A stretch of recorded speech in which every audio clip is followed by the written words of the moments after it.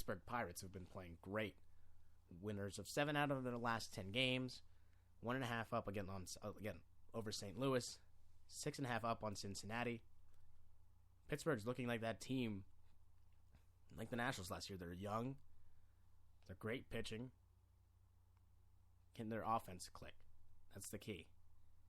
They haven't really scored a lot of runs this year, but they've been playing great defense. In the West, you have the Dodgers, who've been outstanding. I think they've won 13 straight road games. That's great. I mean, for the Dodgers, LA baseball is great, especially if you're a Dodgers fan, I'm sure. I mean, the first half of the season, you guys were going to fire Don Mattingly, and everything was just going to be terrible. And Yasiel Puig obviously has been phenomenal as always. And Hanley Ramirez coming back, and he's played better than Puig for the most part. So, I mean, honestly, the Dodgers look like a really hot team that's getting hot at the right time, which is so crucial when it comes to the postseason. And 5.5 back, you have Arizona. I mean, the defending champ, San Francisco Giants, I think they're done. I mean, their pitching is what carries them in and year out when they try to win World Series championships, and the pitching's been awful. They can't score any runs. What can you do, really? Going on to the news a little bit in baseball, Derek Jeter again back on the DL due to a strained calf, which, again, not good for the Yankees. The 39-year-old Jeter was put back on the 15-day DL with a grade 1 strain in his right calf on Monday. He's only played in 5 games this season because of a twice-fractured ankle, a quad strain, and a calf injury. Jeter described this season as a nightmare. Jeter's had a calf injury before in 2011. He missed 3 weeks prior to picking up his 3,000th career hit. But yeah, I mean, honestly, this season, he's hitting .211, 1 home run, 2 RBIs.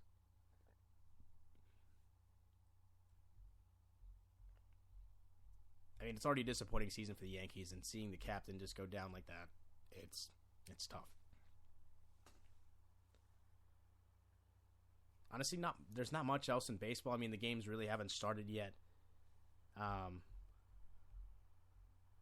Just looking at the scoreboard right now, Cleveland's up on Detroit, bottom 4. The Dodgers and St. Louis are tied at 1 apiece, and that's a great game right now. Zach Greinke against Adam Wainwright. If you want to watch some pitching, that's some great baseball to watch. You have Atlanta and Washington, bottom 4, tied at 1. And the other games between Boston and Houston and Minnesota and Kansas City just started, top 1.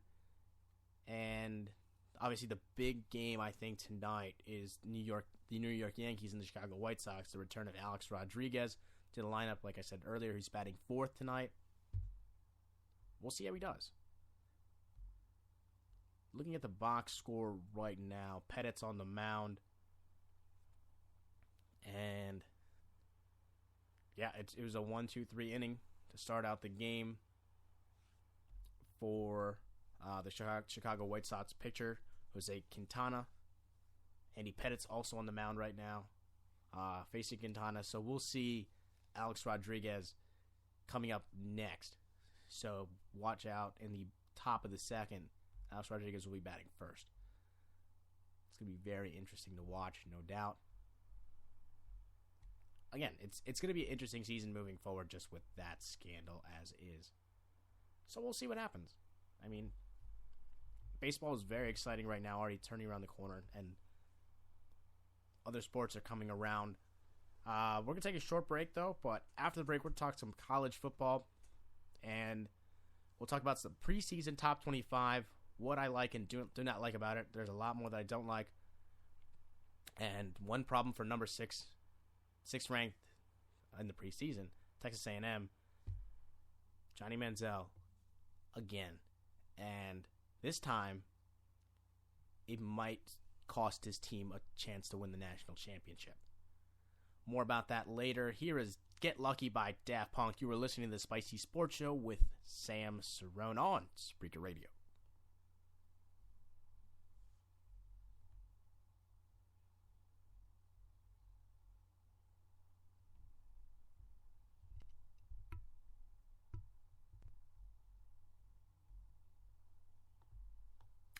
having some technical difficulties, of course. Okay, gonna change the song a little bit. Alright. Here's some more music. Sorry about that. You were listening to the Spicy Sports Show with Sam Cerrone on Spreaker Radio.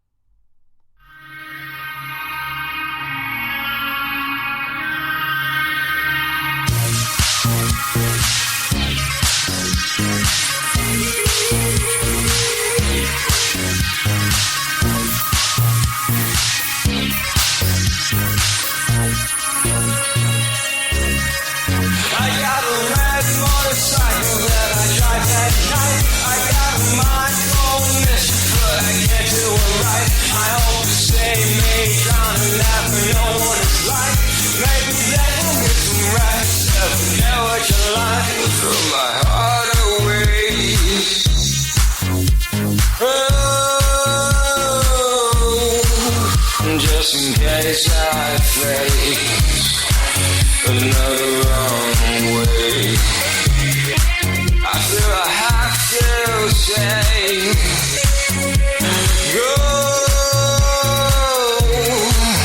don't wanna run away, no,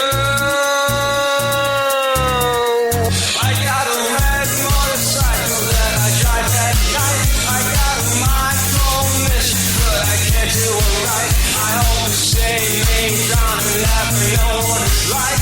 Maybe I can get some rest. Forget what you like. I got a red motorcycle that I drive at night. I got a mind full of mischief, but I can't do it right. I hope to stay me down and laugh and know what it's like. Maybe I can get some rest. Forget what you like. Throw my walls away. I'm away and safe, and then I found my place, another big display. I feel I have to say, go, just wanna run away. No.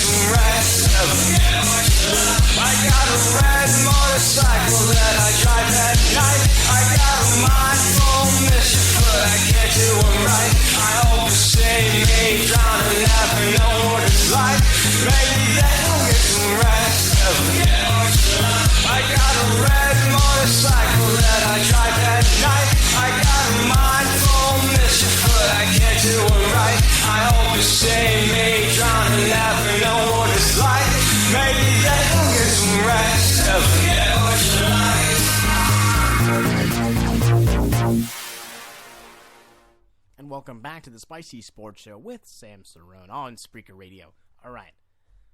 Going on to the NCAA, college football season is rolling around at the end of August already. The college football season is going to get started, but at the beginning of August, this month, the USA Today came out with its top 25, and I can't say it's terrible, really. I mean, again, preseason rankings are a lot based on last year and what you did in bowl games, and who's coming back, obviously.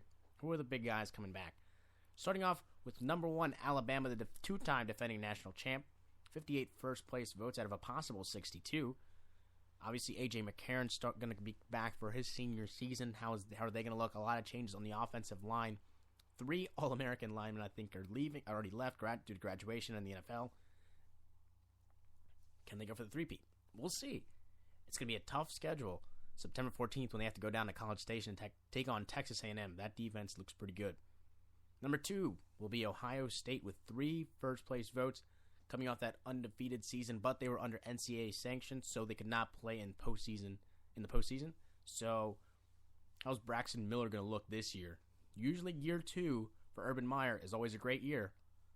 How are they going to do in a Big Ten that really isn't that hard? It's not as tough as other people think. I mean, honestly, looking down, there's not really many Big Ten schools in the top 25, so it's not a lot of competition. You have Michigan at 17. A lot of questions at quarterback. How will Devin Gardner be in his first season now that Denard Robinson has moved on to the NFL? And Nebraska, Taylor Martinez, the senior quarterback. Dual threat, more like Denard Robinson. How will he be more of a pocket passer this season? Obviously, we know he can run, but can he throw the ball instead of running to get those big plays? Number 3 is Oregon. If it wasn't for Johnny Manziel, we'd be talking about Marcus Mariota, who was sensational last season. They were one loss away from being in the national championship game. And hey, they look pretty good this year. And they always have a talent at running back, and that high tempo offense hasn't changed. I mean, Chip Kelly's going to the NFL, obviously, as head coach of the Philadelphia Eagles, but they still have a lot of the offensive coordinator was promoted head coach, so a lot of those same formations are going to stay intact. So it's going to be fun watching Duck football. Number 4, Stanford. Kevin Hogan took over for Josh Nunez halfway through the season, and he's pretty good. So how will Stanford do in that Pac-12? Again, they're going to play Oregon at home this year, so that's going to be very interesting. Number 5, you have Georgia. Obviously, Aaron Murray's coming back for his senior season. A lot of quarterbacks coming back, which is going to make college football really, really exciting. So, I mean, with Georgia, again, they have a tough schedule, but we'll see how that goes. Number 6, Texas A&M with the only other first-place vote. Again, Johnny Manziel, and he's not looking too good right now. I'll tell you more about that in a minute. Again, their schedule is the most favorable to get to the national championship game with a home game against Alabama. And obviously, we all remember last year how Johnny Manziel just took apart that Alabama defense in Tuscaloosa. Fantastic game to watch, one for the ages. And they have another rematch in November at LSU. And LSU has a lot of questions. How is that Mettenberger going to do in his second full season as a starter and with Cam Cameron as the new head coach? Not head coach, offensive coordinator. Obviously, we know Les Miles. Very crazy, but very good. Number 7, South Carolina. Obviously, Jadeveon Clowney. A lot of Heisman talk. Could be the first defensive player to win the Heisman. He's got to be really great this season. And it's going to be interesting quarterback. I mean, obviously, we know the quarterback's coming back. So, and now that Marcus Lattimore has moved on to the NFL, how are they going to do it running back? Obviously, they always load up at running back, so we'll see how that goes. Number 8, Clemson. Taj Boyd, Sammy Watkins, great duo. But how is that defense going to hold up? We know they can score, but can they stop opponents? Number 9, Louisville. That's probably where they should be, and we know that they have the easiest schedule in college football. They can easily run the table, but they're going to have to blow out opponents by 3-4 touchdowns at the very least and impress the voters so they can move up in the rankings. We'll see if that happens. But they are my dark horse to get to the national championship game. And number 10, Florida. Can Jeff Driscoll play better? I mean, that's the big question. He was terrible in a lot of games, but that running game and that defense are the reason they won a lot of those games. But Jeff Driscoll has to step up this year, in no doubt, in order to get to that tough SEC. Other notables, of course, the runner-up for the national championship game, Notre Dame's at 11. We know that Everett Golson is now off the team. So we'll see how their new quarterback, obviously, how he will do. Their schedule doesn't look terrible, really. I mean, when you have Tommy Rees coming back for his senior season and watching on the bench for so long, we'll see. I mean, again, if you look at their schedule, it's not that bad. You have at Temple, you're at home against Temple, you have at Michigan, and a lot of Big Ten schedules. I mean, at home against Michigan State, at home against Oklahoma, at home against USC, and at home against BYU. I mean, it's a pretty good